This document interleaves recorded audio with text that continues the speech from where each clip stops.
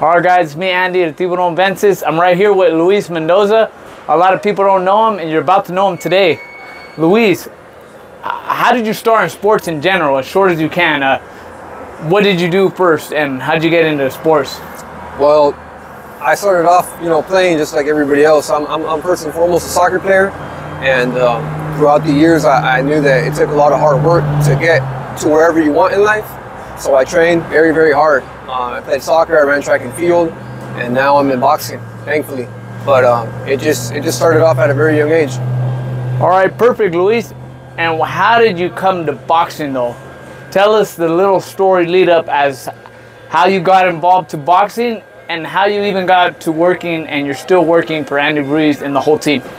So a few years ago, I got hit up by a few professional boxers that came from Arizona. They contacted me for strength and conditioning, and I told them I'm more than happy to. Now we're at a Rhinos boxing training facility in Vista, co-owned by Sergio Zaragoza, which is a coach that is from Arizona. All those fighters that he had came to train with me, and off of that, my name got out there, going to go train people at UCSC like Joselito Velasquez and Anthony Garnica, professional fighters that are, with the Canelo team and the Andy Ruiz team.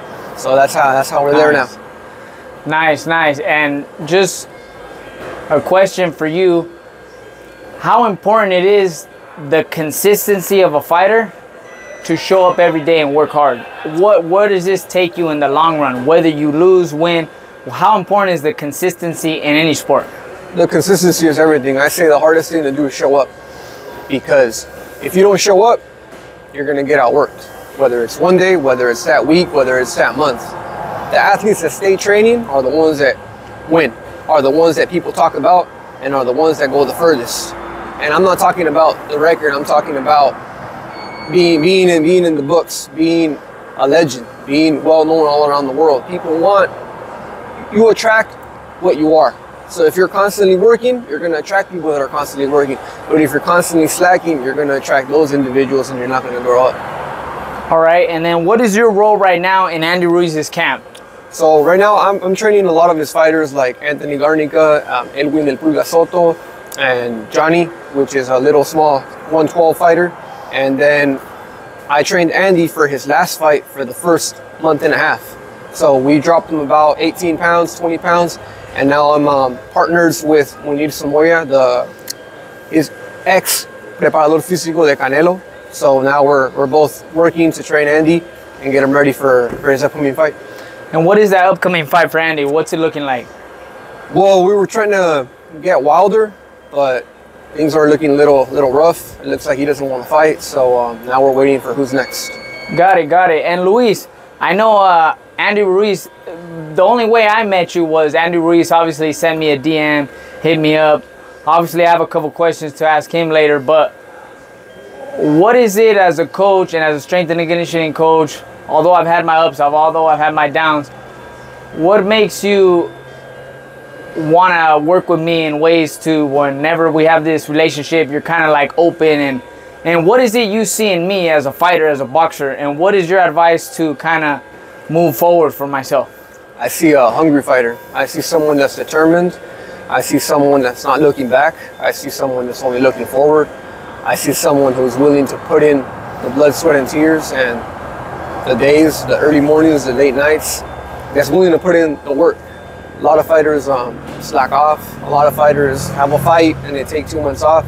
And I just felt some energy with El Tiburon that he wants it, and he wants it bad. Whether it's a world championship title, whether it's a big fight, or it's just to leave a legacy. I could just feel that he has that willpower and the drive to continue going forward and continue being the example, to the next generation. Appreciate it, Luis. And then how important is it to stretch? I know I need to work myself. What's the importance of stretching? Which I know I've had a couple sessions with you and your stretching was amazing. I felt a little more limber, a little more faster for my sparring, and it was the simple stretches for me that I was like, man, like I felt looser.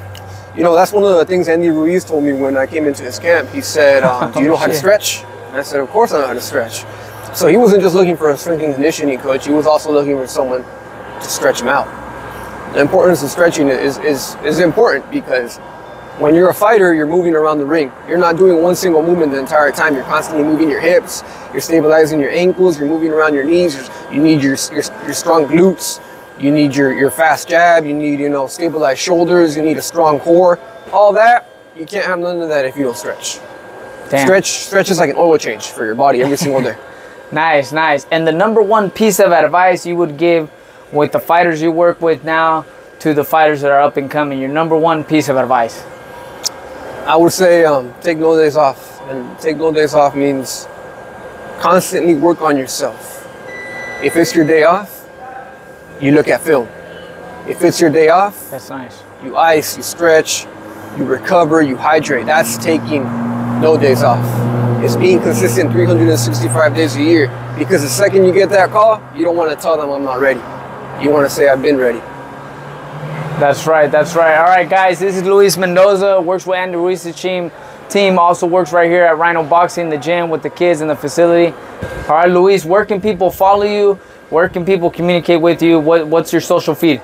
So I only typically use Instagram, at Trainer Mendoza. You can see a lot of my training. And you can also go on YouTube and look up Andy Ruiz Training to look up his most recent training video, and I'm on there, you'll see me. All right, perfect, guys. I'm going to put it right here in the video. Trainer Mendoza, go ahead and give him a follow. Ask him any questions you guys have. Appreciate your time. God bless.